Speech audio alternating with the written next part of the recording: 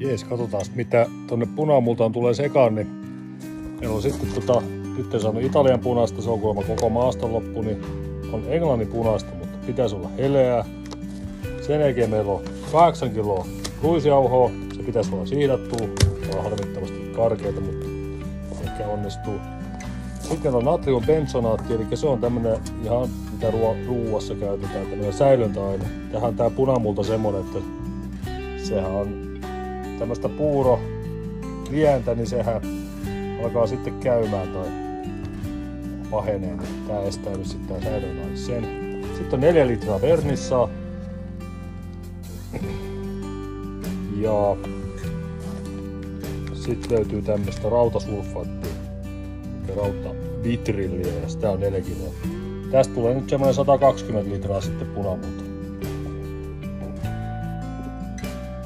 Käydään tää laitteisto vielä läpi. Tää on oma valmiste tää vehje. Tuossa on itse asiassa meidän vanha lämminvesivaraaja ja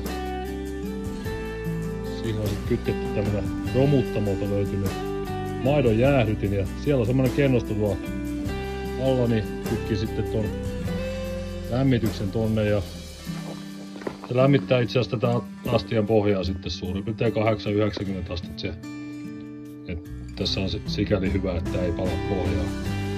Ja tässä on sitten hauduttu pikkuhiljaa. Ja sitten siinä on sitten sama vielä tommonen sekoitusmoottori. Tuossa päällä niin siinä on hyvin matala kierroksella. Se pyörittää sitä sitten mukavasti ja punamulta. Olin punamulta laitos. Sitten kun tätä punamultaa tehdään, niin siinä tarvitaan kuumaa vettä ja mulla on tämmönen halkopannu. Sinne menee tuosta metristä halkoa ja mä lämmitän sillä sitten on 4 kuution varaajaa ja tässä varaajassa on tämmöiset käyttövesikiarukat. Eli tänne tulee kylmä kunnon käyttövesi ja vesijohtovesi ja se on 2 näitä isoja käyttövesikiarukoja. Meitän ensin tänne alas ja sitten tänne ylös. Ja sen jälkeen mä olen oikassut sitten tää turvaventtiili, eli tähän menee suihkuun sitten ja tonne itse käyttöveteen, mutta mä tohon putken tohon väliin, niin ja silloin mä saan tästä lähes 100 asteesta vettä tulevaa. Tietysti sen kanssa täytyy olla huolellinen, mutta eihän tää ole lasten käyttöön tarkoitettu. Tässä nyt näkee, että tuo varaajassa on nyt suurin piirtein 50 astetta. Sitten kun sä ajat edes 100, niin silloin tää käyttövettä, niin se on melkein 100 asteesta. Ja saan tuota putkeen pitää sitten menemään tonne. Tietysti täytyy olla huolellinen. Tossa toi pannu, niin mä oon lämmittänyt tuota varaajaa sillä lailla, että se aika tarkkaan 100 astetta. Se tuolta alhaalta tietysti ihan samassa mallissa. Nyt pitäisi sitten tulla tuolta kierrokasta lähes 100 asteesta vettä. Ja se menee tonne suoraan tonne punamullan pönttöön. Tää punamullan keitto alkaa sillä tavalla, että tuossa on 20 litraa kylmää vettä ja siihen sekoitetaan nyt toi 8 kiloa ruisjauhoa.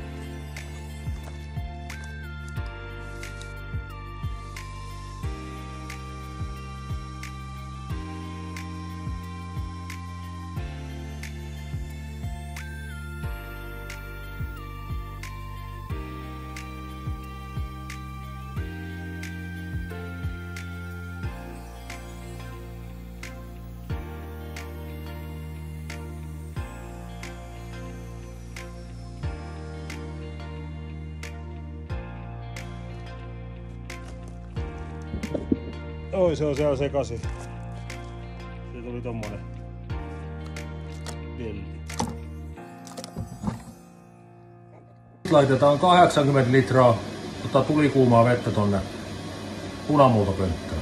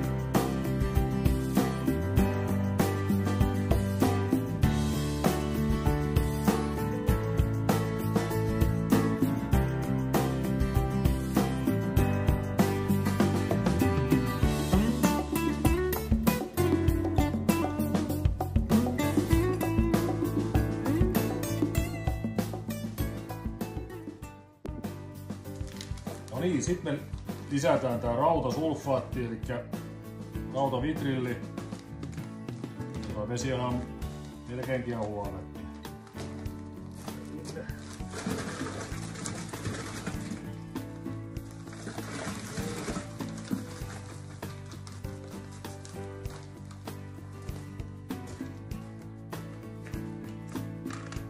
Sen jälkeen me laitetaan tää ruisjauho, öljyä.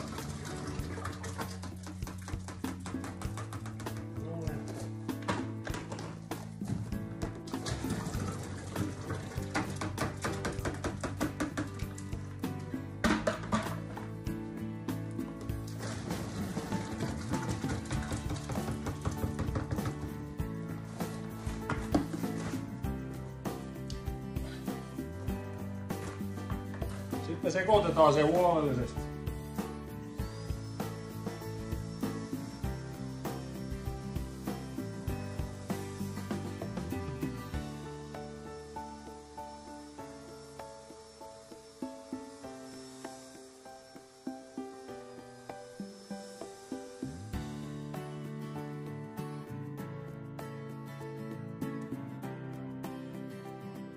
Saman tien. Tää laitetaan nyt hautuun suurin piirtein 1,5 tuntia. Noin. Ja kilta päälle. Noin, nyt se lähti pyörimään sitten. Katsoo sitä tosta noin. Käsimeilaa menee sitten tuolla. Pikkuhiljaa hämmentää noin. Laitetaan se tässä hautuun nyt 1,5 tuntia. Nyt toi seos on tuolla sitten sekoittunut ja hautunut 1,5 tuntia. Kauhean näköistä. Seuraavaksi tulee sitten vernissään, sitten sekoitetaan huolellisesti ja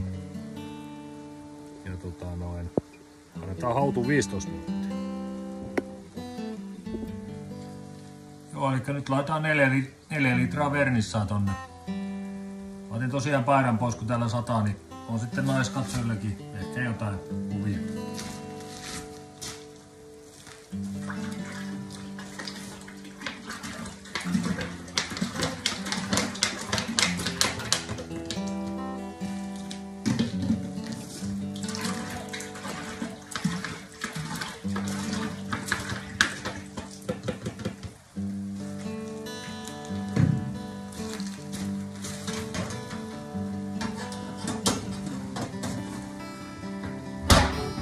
Laitetaan sekoitus päälle.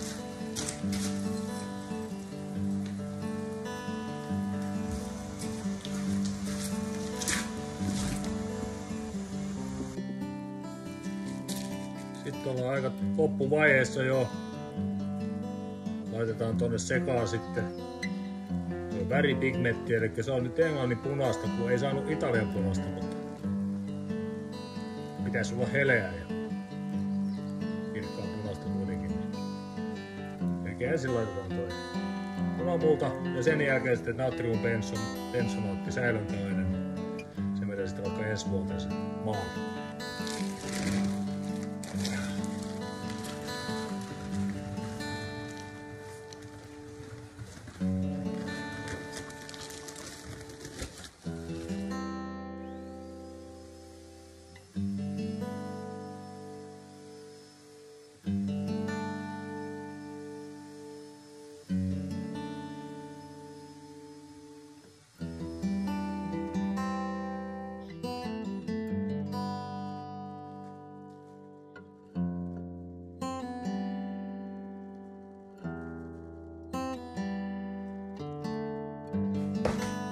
Laitetaan sitten toi säilöntäaine samalla.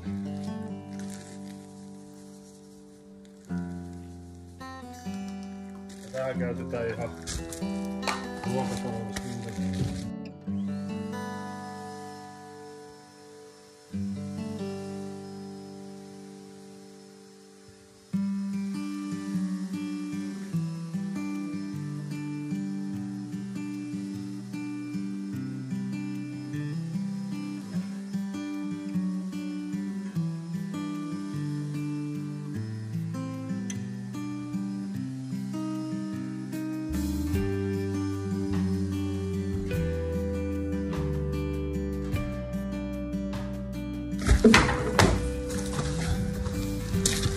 No ja nythän se näyttää ihan maalilta.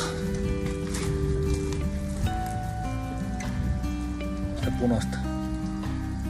Ja järjestelmän hienous on se, että mä jätän sen tähän nyt yöksi hautumaan ja tosiaan tää vesivaraaja lämmittää pempelettä, niin se siellä hautuu ja sitten on sekoitus koko yön päällä, niin homma pelaa sitten sillä. Kiitoksia.